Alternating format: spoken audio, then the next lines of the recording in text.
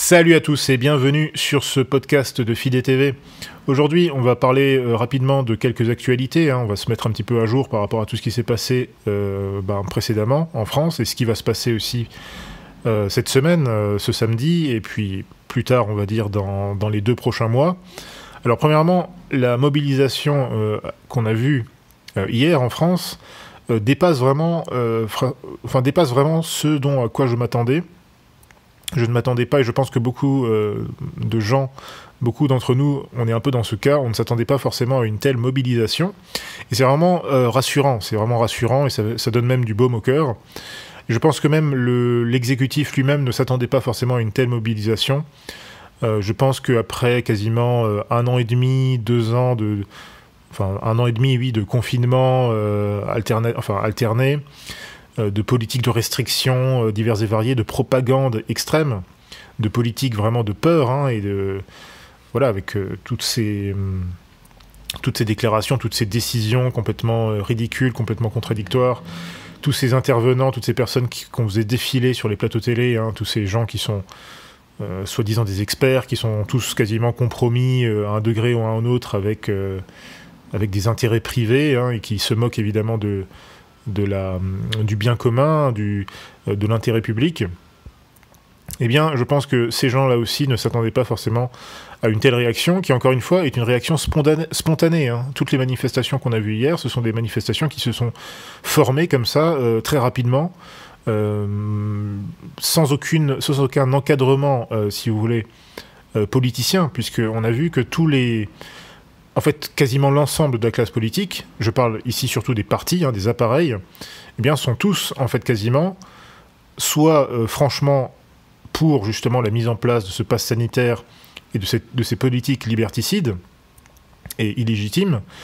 Donc, ça inclut quand même, évidemment, le parti majoritaire, LREM, mais c'est aussi les Républicains, majoritairement, à part quelques personnalités comme Bellamy et comme d'autres. Vraiment les gens qui sont à la tête des Républicains et puis de leurs alliés comme l'UDI et compagnie sont quand même complètement avec le gouvernement, et ça c'est pas la première fois, ils sont tout à fait en phase. On l'a vu aussi dans les alliances qui ont été faites dans certaines régions aux dernières élections régionales. Et vous avez aussi bien sûr le Rassemblement national, ou les personnalités qui sont affiliées, donc déjà Marine Le Pen, on va pas y revenir, elle est complètement cuite depuis longtemps. Ceux qui croient encore en Marine Le Pen ou qui ont encore de l'estime, si vous voulez, pour sa jugeote politique, je pense que maintenant ils en sont... je pense que maintenant ça devrait être clair pour eux. Mais on a vu aussi pas mal d'autres personnes du Rassemblement national ou des gens associés, tels que Robert Ménard, qui lui, effectivement, se déclare tout à fait favorable au pass sanitaire, à toutes ces politiques absolument délirantes. Alors, du côté de tout ce qui est la gauche mélenchonienne, mélenchoniste, ça, je sais pas trop ce qu'ils en disent. J'ai pas vraiment... on les a pas trop entendus. Bizarrement, je me trompe peut-être, mais j'ai l'impression que Jean-Luc Mélenchon est assez peu loquace, pour une fois, sur le sujet. Et peut-être tant mieux. Franchement, il vaut mieux qu'on évite vraiment que tous ces gauchistes viennent pourrir ce mouvement, comme ils l'ont fait pour les Gilets jaunes.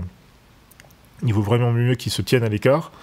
Même si, là encore, bien sûr, je ne m'adresse pas aux gens, on va dire, de gauche un petit peu... des gens qui ont un sentiment de gauche, mais qui ne sont pas vraiment dans une logique de gauchiste débile à la Mélenchon ou à la SJW. Il y en a encore peut-être quelques-uns comme ça. Donc ça, c'est des gens qui, en tant que citoyens, sont évidemment bienvenus dans le mouvement de contestation, mais voilà, il faut vraiment absolument éviter à tout prix qu'il y ait une récupération de la part de certains mouvements de gauche, et y compris de tout ce qui est Antifa, etc. Parce que là aussi, voyez-vous, je pense que ce mouvement doit vraiment prendre de l'ampleur assez rapidement. Ce samedi, ça va être un gros test. Évidemment, il est très dommageable qu'aujourd'hui, il n'y ait que Florian Philippot, qui soit un petit peu la seule personnalité politique un petit peu d'envergure qui se soit vraiment porté volontaire depuis des mois et des mois pour vraiment être le porte-voix en fait de la contestation. Là encore, qu'on soit d'accord avec qu'on apprécie Florian Philippot ou pas. Hein. Moi, je ne suis pas du tout un fan, a priori, de Florian Philippot. Je lui reconnais des qualités. Il a un bon discours, on va dire, sur tout ce qui est... il a un bon discours social, je trouve. Il a un bon discours aussi sur pas mal de questions qui concernent les politiques monétaires, les problèmes avec de juridiction par rapport à l'Union européenne. Là-dessus, on ne peut pas vraiment être en désaccord avec lui. Après, évidemment, voilà, on sait bien que c'est pas quelqu'un, ce n'est pas un catholique, et c'est pas du tout non plus un catholique intégraliste. Donc ça, évidemment, c'est un problème. Mais voilà, il faut faire la part des choses, reconnaître les qualités des uns et des autres, et bien voir que, bon, là, pour l'instant, il sert au moins la cause à ce niveau-là. Malheureusement, il est bien seul. À part lui, bon... je sais pas, il y a peut-être Philippe de Villiers, bon, mais lui, il est un peu hors course maintenant. Enfin, il s'occupe plus trop vraiment il est plus trop actif en politique, donc lui aussi, il a été un petit peu critique de tout ça. Bon, il y a des gens en marge de LR, du genre Bellamy, qui effectivement s'opposent un petit peu à tout ça. J'ai vu aussi que même Jordan Bardella, qui lui aussi n'est vraiment pas ma tasse de thé, comme vous le savez, bon, j'ai vu sur Twitter tout à l'heure qu'il a eu... qu'il a retweeté un truc de Bellamy, justement, donc voilà, il dit clairement, enfin, il se positionne clairement contre le pass sanitaire d'une certaine façon, ou en tout cas, il remet en question cette politique-là. Voilà, mais tout ça, ça reste en marge, ça reste très...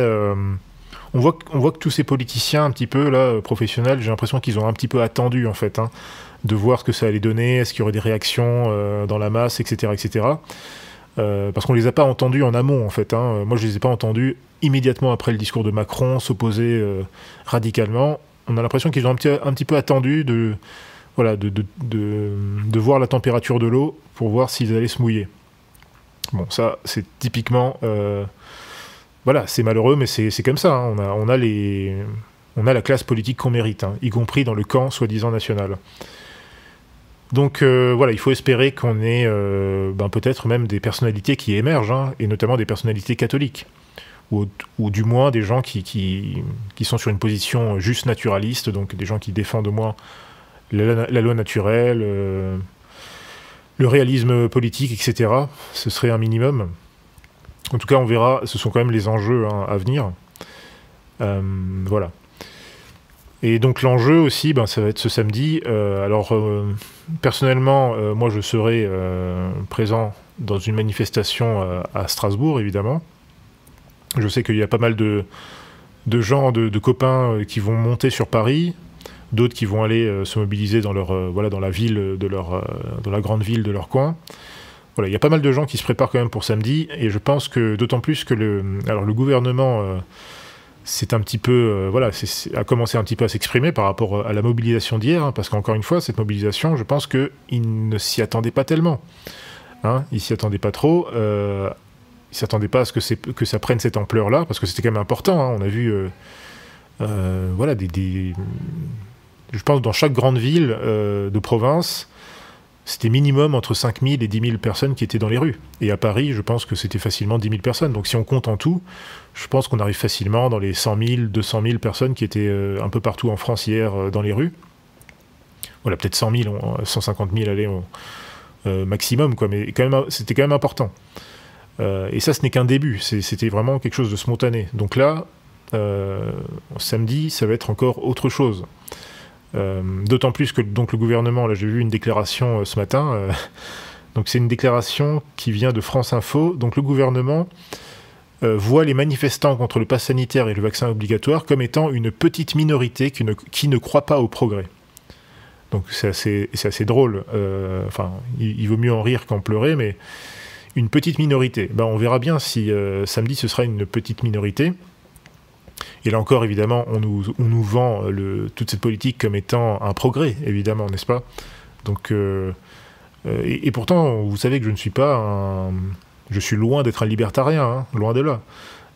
Mais là, nous touchons effectivement à une attaque sur des libertés fondamentales, c'est-à-dire la liberté de circuler, d'aller et venir, d'aller faire du commerce, d'acheter, de vendre, d'aller dans des magasins, d'avoir des relations sociales, des relations de type de transaction, et surtout même, c'est une restriction de la liberté de travailler, d'occuper simplement un emploi. Donc là, on touche vraiment à des libertés fondamentales, en fait. des libertés élémentaires.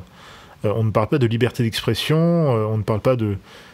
On parle vraiment du b.a.-ba, en fait. Et donc c'est absolument hallucinant que, déjà, cette politique soit mise en place. Alors hallucinant, oui et non, puisque nous, on s'en doutait quand même depuis assez longtemps. On avait averti de tout ça. On n'était pas les seuls, évidemment. Il y a bien d'autres gens avant nous et après nous qui l'ont fait aussi. Mais voilà, c'est quand même assez incroyable et inquiétant. Donc, alors, le gouvernement prétend que donc, ce serait une petite minorité. Et là, c'est intéressant, parce que après le discours de lundi, le discours de Macron, on a vu sur les réseaux sociaux, effectivement, qu'il y avait pas mal de... Voilà, il y avait pas mal de débats et de clashs entre, justement, les gens qui étaient réfractaires à cette politique-là, et les gens qui, au contraire, disaient, oui, voilà, mais non, c'est une bonne chose, c'est très bien, cette vaccination obligatoire... allez vous vacciner, bande d'égoïstes, bande de criminels, bande de complotistes, etc., etc. Donc évidemment, vous avez tous les golems et tous les NPC voilà, qui sont dans cet état, qui sont complètement matrixés par la propagande depuis des mois et des mois. Alors, voilà, comme je le disais, moi je pense que ça se compte entre 10-15% de la population maximum. Ça, c'est un grand maximum, je pense. Je pense qu'on retrouve pas mal de gens qui sont non seulement des gens... Voilà, parce que ce serait un peu simple de dire que ce sont que des électeurs de Macron, des gens comme ça. Je pense qu'il y en a beaucoup. Ce sont un peu les gens dans ce type de mentalité. C'est vraiment le parti régimiste, en fait. Ce sont les gens qui systématiquement vont voter un peu pour le... Ce sont les gens qui hier votaient pour Sarkozy. Ce sont les gens qui votaient en partie pour Hollande. Ce sont les gens qui ont voté Mitterrand à une époque. Ce sont les gens qui ont voté Giscard sans y réfléchir plus. Voilà, c'est la France régimiste, les gens qui suivent en fait le discours majoritaire le discours majoritaire de la propagande médiatique. Donc, vous avez cette France-là. Vous avez ensuite aussi pas mal de gens pas mal de jeunes aussi, qui eux sont dans une logique vraiment de jouisseurs complètement débiles, c'est-à-dire que voilà, qui se moquaient justement des réfractaires en disant nous on s'est fait vacciner, moi je me fais vacciner parce que j'ai envie d'aller j'ai envie de pouvoir aller me bourrer la gueule en boîte de nuit cet été, ou d'aller me murger en terrasse, ou d'aller en vacances, je sais pas quoi, me prélasser. Donc voilà, vous avez juste des gens qui ne réfléchissent pas plus que ça. Ils se disent voilà, on se fait vacciner pour ça. Mais encore une fois, la question n'est pas le vaccin, la question c'est vraiment le pass sanitaire et toute la politique coercitive qui se met en place derrière. C'est ça la question, c'est pas le vaccin en lui-même. Le vaccin, on s'en fout. Le vaccin, voilà, il y a d'autres vaccins qui sont plus ou moins obligatoires selon ce que vous voulez faire, sortir du pays, enfin aller dans certaines destinations, ou même à l'école, quand on est gamin, il y a certains vaccins qu'on doit faire. Mais il n'y a aucune obligation, si vous voulez, de refaire ces vaccins par la suite. Moi, ça fait longtemps que je ne suis plus à jour sur mon vaccin du tétanos, par exemple. Mais voilà, ça ne m'empêche pas d'aller travailler, d'aller me balader comme je veux dans la société, etc. etc. Ça ne m'empêche même pas, d'ailleurs, d'aller voyager, par exemple, en Afrique. En Afrique, il faut juste que je fasse le vaccin contre la fièvre jaune, par exemple.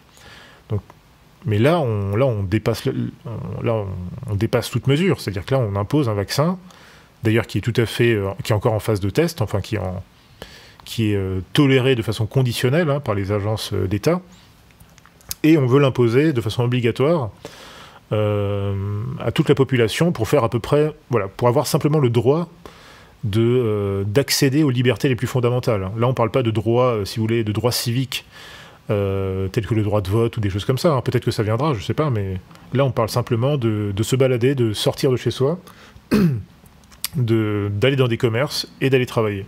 Donc c'est extrêmement grave. Donc les gens qui ne comprennent pas ça, qui ne comprennent pas que en fait les Français qui se révoltent, c'est à cause justement de la direction que ça prend.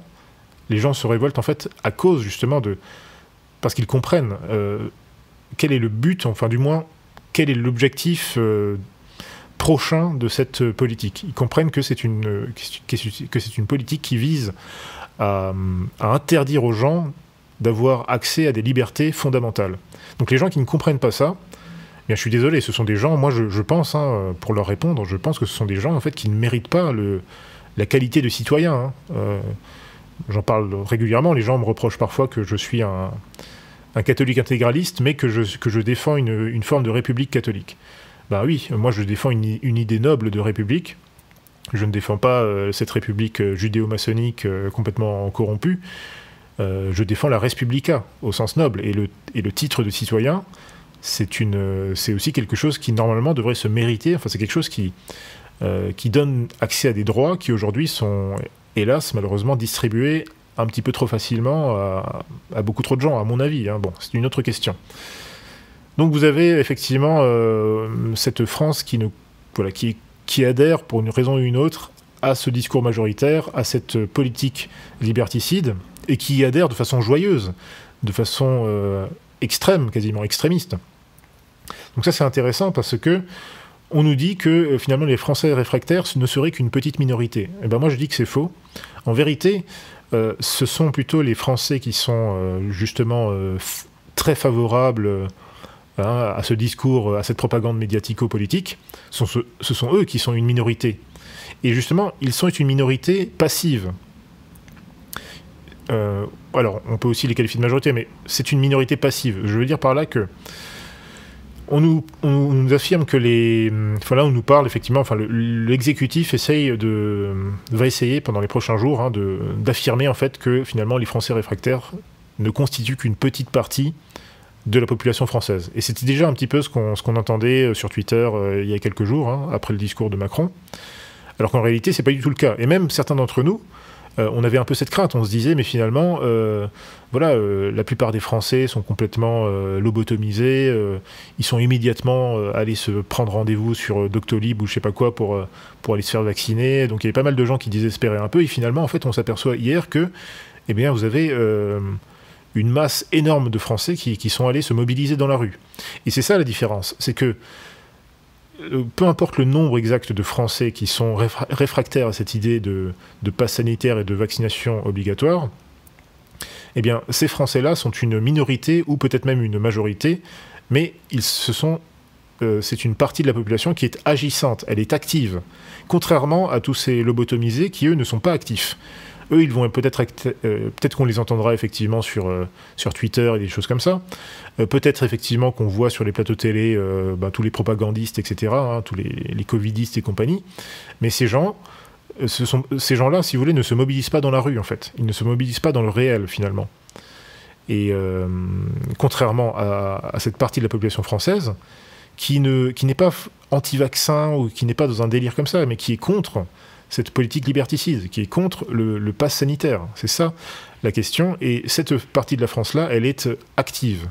Elle se mobilise, elle s'est mobilisée massivement hier de façon spontanée et de façon tout à fait remarquable dans les rues, et elle se mobilisera encore ce samedi et sans doute encore pendant les prochaines semaines. Alors que nous sommes en plein mois de juillet, et que beaucoup pensaient sans doute que voilà, les gens ne sortiraient pas, etc., etc. Ben non, les gens sortent justement. Les gens sortent parce que ils ne sont pas en vacances en fait. Après des mois et des mois de confinement et de crise économique, eh bien les gens n'ont pas forcément les moyens de partir en vacances. D'autres ne peuvent pas ou ne veulent pas partir parce que en fait ils ne veulent pas se faire vacciner ou ils ne veulent pas se soumettre en tout cas aux nouveaux contrôles qu'on a mis en place. Donc c'est aussi simple que ça, et je pense que l'exécutif n'avait peut-être pas calculé la chose à ce niveau-là. Je pense qu'il s'attendait peut-être à quelques petites manifestations par-ci par-là, mais vraiment ridicules. Et bien là, non, c'est beaucoup plus important que ça, finalement. Donc rendez-vous samedi. Il faut vraiment se mobiliser. Je pense que là, il ne faut pas hésiter à... que vous alliez sur Paris, que vous alliez dans votre ville, en Alsace, en Bourgogne, en Lorraine, en PACA, en Occitanie, dans le Pays Basque, en Bretagne, dans le centre, dans le nord, partout. Il ne faut vraiment pas hésiter, à mon avis, à y aller, si vous pouvez, à se mobiliser, à faire acte de présence, pour montrer au moins déjà que non, on n'est pas une minorité, on est énormément de Français à comprendre la douille qu'on veut nous mettre. Parce que là aussi, il y a deux aspects, ça aussi, c'est quelque chose dont on n'a pas assez parlé. Alors j'avais fait un tweet justement hier à ce niveau-là, j'avais dit voilà, ce mouvement civique doit être intégral, il ne s'agit pas seulement du vaccin ou du pass sanitaire, il s'agit d'un régime illégitime qui ruine systématiquement les forces spirituelles, morales, sociales, économiques et vitales du pays.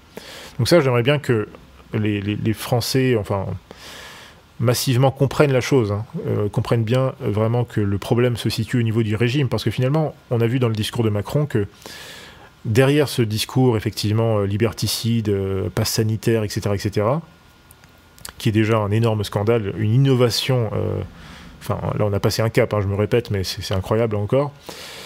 Mais il a aussi donc annoncé d'autres politiques antisociales extrêmement graves, comme la réduction donc de l'assurance chômage, hein, donc qui va passer, alors c'était déjà annoncé, hein, mais là on s'en rapproche vraiment.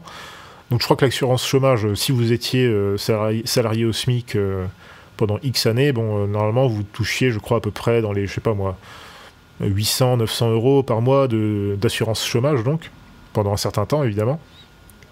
Et là, ça va passer, donc le taux minimum va passer à 650 euros par mois.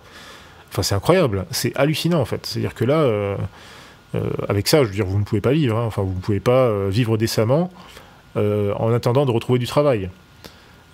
Alors, il y a plusieurs critiques par rapport à ça, parce qu'il y a des gens qui disent oui, mais il y a des abus dans le système d'assurance chômage, etc., etc. Mais évidemment qu'il y a des abus, il y en a tout le temps, il y en a partout. Enfin, je dirais, il y en a dans tous les domaines des abus. C'est comme ça, mais on ne peut pas justifier la chose. Enfin, moi, ça me paraît aberrant. On ne peut pas justifier cette réduction quasiment par moitié de l'assurance chômage juste parce que voilà, vous avez des personnes qui abusent du système. Et c'est un peu la même chose. Hein, alors, par exemple, pour le revenu minimum, alors qu'on appelait autrefois le RMI, aujourd'hui c'est le RSA. Bon, apparemment, je ne sais pas s'ils ont prévu quelque chose par rapport à ça. Bon, il est déjà, je sais pas moi, autour de... Ça dépend après aussi hein, des cas, des situations, mais je crois que c'est autour entre 300, 400 et quelques euros. Donc, par rapport au RSA, effectivement, là aussi, on peut dire qu'évidemment, bien sûr qu'il y a des abus. Il y a un livre assez récent là, qui est sorti, je crois, il y a quelques mois, et dont Adrien avait parlé justement sur Radio Athéna. Un livre très intéressant, justement, qui parle un petit peu de tous les... de toutes les magouilles, de tous les gens qui font un peu de la fraude à la CAF, hein, donc soit pour le RSA, soit pour les émoluments donc de l'assurance maladie, enfin de la CMU et compagnie. Je veux dire, ça c'est pas nouveau, hein, je veux dire, c'est comme ça. Mais ça c'est dû aussi à quoi? Enfin, comment ça se fait que dans un pays comme la France, qui autrefois, enfin il n'y a pas si longtemps encore, était quand même l'une des principales puissances économiques mondiales, aujourd'hui ne l'est plus du tout, hein, on est quasiment relégué, je sais pas moi, au 10e, 12e place, enfin on devient un espèce de pays du tiers-monde comme ça. Comment se fait-il que dans un pays comme la France, on soit arrivé à une telle situation?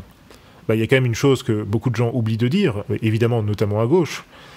Alors c'est pas la seule explication, mais c'est-à-dire que pendant des décennies, que ce soit la gauche mitterrandienne, le PS, que ce soit la droite chiraco-sarkozienne, eh bien ces gens-là, en fait, ont organisé une immigration massive, ont laissé venir non seulement une immigration légale qui était à mon avis beaucoup trop élevée, mais aussi ont laissé forcément aussi prospérer une immigration illégale clandestine, hein, qui a notamment explosé depuis une dizaine d'années, hein, depuis 2011 surtout. Tout ceci alors que vous avez les principaux conseillers hein, de l'État, c'est-à-dire notamment des gens comme Jacques Attali, qui sont conseillers en fait depuis Mitterrand en fait. Hein, ils sont constamment les conseillers des chefs de l'État. Et ces gens-là, dans leurs livres, dans leurs écrits, nous disent clairement que voilà, il faut beaucoup plus d'immigrés en France. Il faut 70 millions, 100 millions d'immigrés en plus dans les 20 prochaines années, parce que sinon, je sais pas quoi. Donc ces gens-là, en fait, ont importé, ont fait venir des centaines de milliers, des millions d'immigrés, y compris notamment beaucoup de clandestins, depuis 20, 30, 40 ans. Évidemment, tout ceci pèse naturellement sur les dépenses de l'État, notamment sur les dépenses sociales. Et donc, qui sont les dindons de la farce là-dedans? Eh bien, ce sont les Français qui... déjà les Français d'origine, hein, les Français de souche, mais aussi les Français, on va dire, d'origine immigrée, mais qui n'ont rien à se reprocher, qui ne sont pas venus de façon illégale, qui sont venus avec de bonnes intentions, qui aiment la France, qui travaillent tranquillement dans leur coin, qui montent des boîtes, qui montent des entreprises, voilà, la France des honnêtes gens, hein, peu importe qu'ils soient d'origine française, de souche ou d'origine immigrée, c'est la France des honnêtes gens.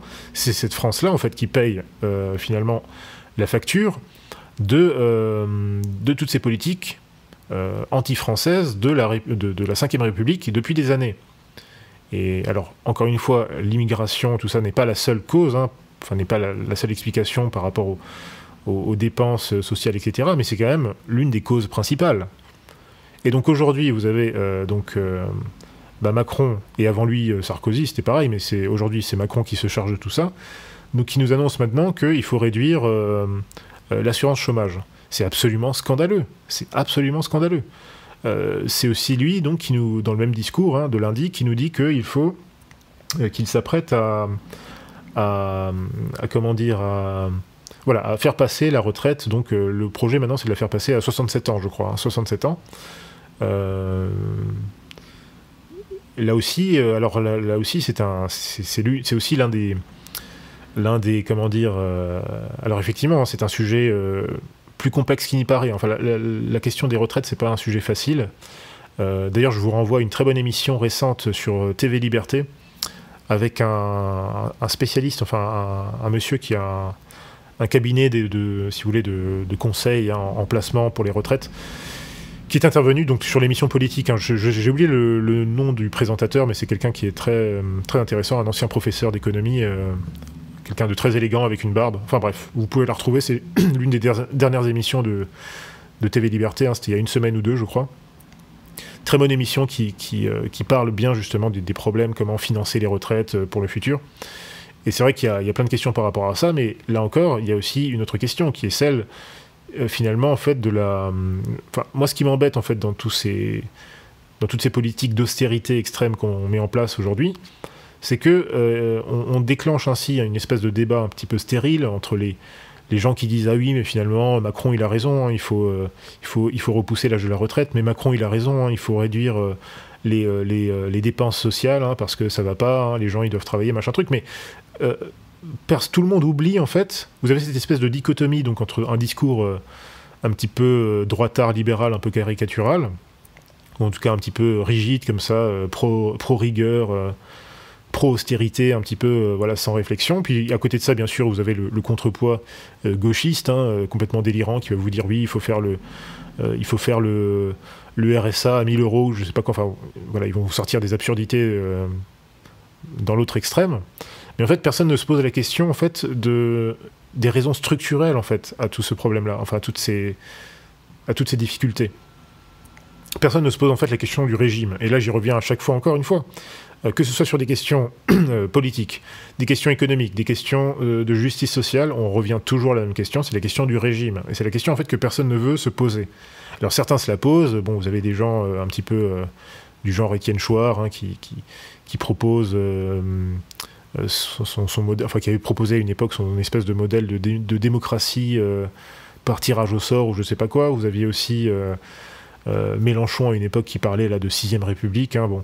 Mais évidemment, tous ces gens sont un petit peu à côté de la plaque par rapport au... Enfin, Mélenchon, c'est évident, lui, il est complètement à côté de la plaque. Étienne Chouard, je pense que c'est quelqu'un c'est quelqu'un de sympathique, qui a de bonnes intentions, mais qui n'est pas dans un logiciel vraiment réaliste comme nous le sommes. Donc ça, c'est une des questions fondamentales pour la France. Hein. Si les gens veulent vraiment que la France existe encore, en tout cas sous une forme viable, dans les 10, 20, 30, 40, 50 prochaines années, en fait, la question, c'est celle-ci. C'est est-ce que vous voulez un régime adapté, enfin vraiment cohérent? Et en fait, ce régime, je vous le dis clairement, ça ne peut pas être autre chose qu'un régime fondé sur les principes catholiques, hein, tout d'abord au niveau des lois divines, des lois naturelles, de la justice sociale, de tout ce qui va avec. Voilà, pour moi, ça ne peut, si vous voulez un bon régime, ça ne peut que être ça, en fait. Hein. Il peut y avoir des choses transitoires, des régimes qui vont effectivement pouvoir pallier à tout ça, ou des gouvernements qui pourront pallier à tous ces problèmes, mais ultimement, il faut revenir à un régime catholique, sinon la France disparaîtra plus vite qu'on ne le pense, en fait. Et là, on voit vraiment, avec ce discours à la fois liberticide et à la fois antisocial, eh bien que là, vraiment, on assiste à une casse incroyable en fait, de la société française. Hein. puisque maintenant on a des divisions en fait extrêmes. Moi je le dis souvent, j'en avais parlé dans un tweet récemment, je disais que en fait la France, enfin la révolution, hein, là on est un jour après le 14 juillet, donc c'est la bonne occasion d'en parler. La révolution en fait, non seulement celle de 1789, mais même on pourrait remonter à la révolution protestante. C'est quoi le but de la révolution? L'auteur de la révolution, c'est qui? Eh bien, on sait très bien, si vous aviez lu, hein, chers amis français qui êtes déchristianisés, eh bien, je vous apprends que si vous lisez les théologiens catholiques, hein, des gens comme Monseigneur de Lassus et bien d'autres, hein, même les papes eux-mêmes, eh bien, vous explique que l'auteur de la révolution, c'est qui? C'est le diable, en fait. C'est aussi simple que ça. Évidemment, après, le diable a des agents humains, conscients ou inconscients de faire le travail du diable, mais en tout cas, qui le font. Et donc, le but du diable, c'est quoi? C'est de semer la zizanie, en fait. C'est de séparer, d'attaquer l'homme, parce que bon, le diable déteste Dieu. Il a une haine contre Dieu, le diable, donc il déteste aussi les hommes. Donc il ne veut pas que les hommes puissent vivre dans une société viable, dans une société où vous avez une forte loi morale, où vous avez une justice sociale, où vous avez une paix sociale. Le diable ne veut pas ça, il veut la division. Et donc la révolution a divisé d'abord les Français entre droite et gauche, entre révolutionnaires, non révolutionnaires, entre catholiques et anticléricaux, puis ensuite ça a été d'autres divisions, socialistes, libéraux, radicaux-socialistes, ceci, cela, voilà, jusqu'à arriver au régime de parti, à cette démocratie libérale, parlementariste, qui, voilà, j'ai déjà expliqué, hein, qui est en fait le règne de la corruption, qui est le règne le règne du plus fort, quelque part, mais surtout du plus riche, en fait. Et souvent, et souvent le règne du moins moral. Donc voilà, c'est ça un petit peu le fruit de la révolution. Et donc aujourd'hui, on arrive à une situation extrême. Aujourd'hui, donc, en plus de toutes ces divisions, hein, qu'on subit en fait depuis un siècle et demi, 2 siècles, en plus de toutes ces divisions, eh bien, vous avez les divisions donc, plus récentes, hein, des dernières décennies, donc... toutes ces fractures sociales, ces fractures également de plus en plus ethno-religieuses aussi, que l'État et que les gouvernements et que la caste médiatico-politique n'hésitent pas évidemment à instrumentaliser, hein, à hystériser avec des débats, avec des affrontements horizontaux. Hein. Donc on va faire des débats sur le voile musulman, un autre coup on va attaquer les catholiques, un autre coup on va prétendre qu'il y a une menace antisémite en France, un autre coup on va sortir des sujets comme ça. Alors aujourd'hui, maintenant, c'est la question du vaccin. Voilà, donc on essaie de nous présenter le cas actuel, hein, comme étant une opposition entre la France du progrès. Hein, donc maintenant, la France du progrès, voilà, c'est la France qui est pro-vaccin, quoi. Vous remarquerez qu'à chaque fois que la République, enfin que la Ve République, que le régime veut rendre sa propagande un petit peu effective, eh bien, il vous dit, voilà, le parti du progrès, c'est nous, ce sont les gens qui sont pour l'immigration massive, ce sont les gens qui sont pour la politique d'austérité, ce sont les gens qui sont pour la loi des principes républicains, ce sont les gens qui sont pour le vaccin. Voilà, ça c'est le parti du progrès, et à côté de ça, vous avez le parti de la barbarie, donc tout est inversé, hein, parce que ce sont eux les barbares, normalement. Hein, et c'est pareil, d'ailleurs, j'ai oublié de le mentionner, mais voilà, à une époque, le parti du progrès, c'était quoi? Eh bien, c'était ceux qui sont pour l'avortement. Voilà, si vous êtes contre l'avortement, vous êtes un barbare, vous êtes un rétrograde, un intégriste catholique. Si vous êtes contre le mariage homosexuel, pareil, vous êtes un intégriste catholique, vous êtes un barbare, un taliban, etc., etc. Voilà, c'est pareil, voilà. Si vous n'êtes pas... Enfin, si vous êtes critique, pas contre le vaccin, en fait, hein, mais contre, en fait, tout simplement, l'obligation de se faire vacciner pour, tout simplement, se mouvoir librement dans la société. Voilà, si vous n'acceptez pas ça, eh bien vous êtes contre le progrès. Donc c'est ça maintenant le discours qu'il essaie de faire passer. Donc voilà. Donc là encore, nous faisons face encore à une nouvelle forme de division. Sauf que je pense que il va bien arriver un moment où en fait ce discours ne va plus passer, parce que là on voit que typiquement sur un sujet comme ça, c'est un sujet en fait qui rassemble beaucoup de gens. Donc là on n'est pas sur des questions justement d'histoire de droite-gauche. En plus de ça, c'est pas une question tellement a priori sociale en fait. Évidemment, il y a une dimension éminemment sociale là-dedans, hein, ça c'est clair, mais les gens qui se mobilisent actuellement ne se disent pas « Ah oui, est-ce qu'on est de droite ou est-ce qu'on est de gauche ?» Non. On se bat en fait pour des libertés presque naturelles en fait. Hein, le fait de pouvoir travailler, vivre décemment, et qui sait demain, parce que Si vous voulez, ça peut aller très loin tout ça. Aujourd'hui, on nous parle donc d'interdire aux non-vaccinés, ou en tout cas aux gens qui n'acceptent pas le pass sanitaire, on les menace, en fait, on leur promet dans quelques semaines qu'ils ne pourront plus accéder à tel commerce, à tel restaurant, à tel train, voire à certains emplois. Mais sachez qu'au Sénat, il y a quelques mois, eh bien, il y a certains sénateurs, certaines canailles, qu'il faudrait vraiment attraper, hein, je le dis clairement, ce sont des gens il y a quelques décennies, hein, à l'époque de l'Action française, ces gens-là, on les aurait déjà attrapés, on les aurait jetés dans une poubelle et on les aurait jetés dans la Seine. Ben, ces gens-là, certains d'entre eux ont suggéré d'interdire même, de saisir les comptes bancaires des gens qui refusent justement, qui sont critiques, qui sont réfractaires par rapport au pass sanitaire. Donc là, on attaque même la propriété privée, en fait. Vous voyez ? Ça peut aller très loin, cette histoire. Et c'est ça que beaucoup de Français comprennent, voient, et c'est pour ça qu'ils se mobilisent. Hein. C'est pas parce qu'ils sont contre le vaccin, contre les vaccins, je sais pas quoi. Ça, c'est la caricature que la caste, que la clique médiatico-politique essaye de faire passer. Mais c'est beaucoup plus profond que ça. Voilà, donc mobilisons-nous pour ce samedi. Alors, avant de terminer ce podcast, quelques autres réflexions. Alors, oui, juste avant de terminer, j'avais mentionné hier que, vous savez, les seuls États pour l'instant qui ont appliqué une politique telle que Macron veut la mettre en place d'ici quelques semaines, bien, les seuls pays qui ont fait ça, ce sont l'Arabie Saoudite, le Tadjikistan, le Pakistan et également la Chine. La Chine capitalo-communiste. Hein. Alors, il y a un article qui est paru sur le Figaro aujourd'hui et qui nous dit donc « Interdit d'université, d'hôpital ou de supermarché, l'étau se resserre autour des non-vaccinés en Chine. Des millions de Chinois sont menacés d'être mis au banc de la société s'ils ne sont pas vaccinés contre le Covid-19, selon des directives adoptées par une vingtaine de collectivités locales en Chine. » Donc en fait, on voit qu'en fait la politique qui se met en place en France est exactement la même que celle qui se met en place en Chine. Vous vous rendez compte ? C'est exactement la même chose. Et encore, la politique chinoise apparemment est carrément plus soft. Pourquoi ? Parce que là-bas, ils obligent à se vacciner seulement à partir de 18 ans, alors qu'en France, nous, c'est à partir de 12 ans. Donc vous voyez que là, on est encore pire que la Chine. C'est hallucinant ce qui se passe.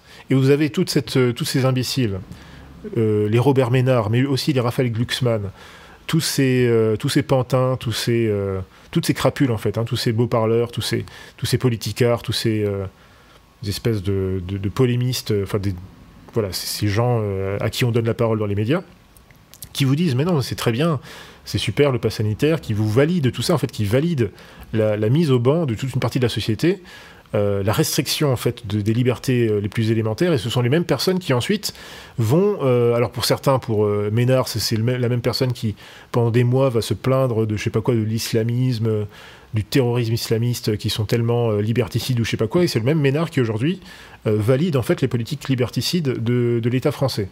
Pareil pour le Glucksmann, ce sont des gens, hein, tous ces gauchistes qui font leur carrière en fait, hein, pour aller défendre des causes, je sais pas, pour les Ouïghours, des trucs comme ça là, ou pour d'autres causes à des buts publicitaires évidemment.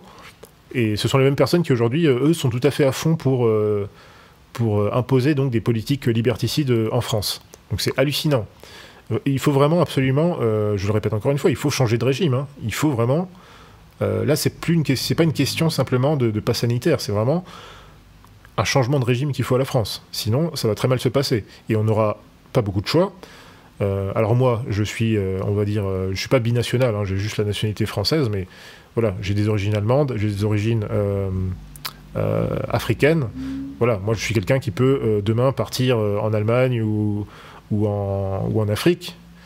Mais bon, j'en ai pas tellement envie parce que je suis très attaché à l'Alsace. Mais je vois qu'il y a beaucoup de gens là autour de moi en ce moment là, qui me disent ces derniers jours, mais on pense maintenant sérieusement à partir de ce pays, hein, tout simplement. Mais vraiment. Des gens qui n'y auraient pas songé il y a encore 2 semaines en fait. Donc c'est très grave. Bon, alors pour terminer, voilà, je voulais quand même aussi faire une petite... Enfin, voilà, avoir une petite pensée et demander des prières, bien sûr, pour ce qui se passe pour nos frères catholiques, nos frères et sœurs catholiques, notamment à Cuba. Alors je salue notamment, je connais quelqu'un justement à Cuba, un catholique qui a toute sa famille, enfin qui est avec toute sa famille là-bas, hein, qui est médecin, je crois d'ailleurs. Et donc qui me signale effectivement qu'il y a eu pas mal énormément en fait de manifestations contre le pouvoir communiste hein, là-bas. Et qu'apparemment il y a il y a un certain nombre de catholiques justement qui sont aussi impliqués justement dans ces révoltes. Donc il faut prier pour eux, hein, pour pas qu'il leur arrive de malheur. Parce qu'à Cuba ça rigole pas, hein, je veux dire, c'est pas forcément comme c'était du temps de Fidel Castro, mais quand même quoi. Ça rigole pas quoi. Donc il faut prier pour eux. Prions aussi pour nos frères et sœurs catholiques en Afrique du Sud. Il se passe des choses, là-bas aussi c'est un pays absolument terrible, hein, j'aimerais vraiment pas habiter là-bas. Prions aussi pour nos frères et sœurs en Haïti, nos frères et sœurs catholiques en Haïti. Hein, pareil, c'est un pays qui a pas mal de problèmes aussi là-bas, hein, ça c'est clair, depuis toujours presque. Et bien sûr, prions aussi pour la Belgique et l'Allemagne, notamment l'ouest de l'Allemagne où il y a des grosses inondations là en ce moment, très grosses inondations. D'ailleurs, je ne sais pas si ça va arriver chez nous, hein, parce que moi je suis juste à la frontière, donc on verra bien. Voilà. Alors, je voulais aussi signaler une chose, donc voilà, j'ai bien compris votre message. Ok, il ne faut pas de musique de fond dans les podcasts. Bon, en même temps, à la base, j'avais réglé la chose pour que la musique de fond soit très basse. Mais voilà, vous savez, des fois, on encode la vidéo, on l'enregistre, et finalement, en fait, le son ne sort pas tout à fait comme c'était avec le logiciel de montage, donc je ne sais pas pourquoi le son était aussi élevé, mais en tout cas, je m'en excuse. Et c'est bien noté. Dernière chose, ce soir, je serai invité sur la chaîne de Force et Indépendance, donc une chaîne YouTube, hein, Force et Indépendance. Donc le live, normalement, devrait être aux alentours de 20h. Mais bon, ça, je le resignalerai hein, sur les réseaux sociaux, etc. Donc voilà, si vous voulez, ou si ça vous intéresse, sachez que je serai présent sur cette chaîne ce soir.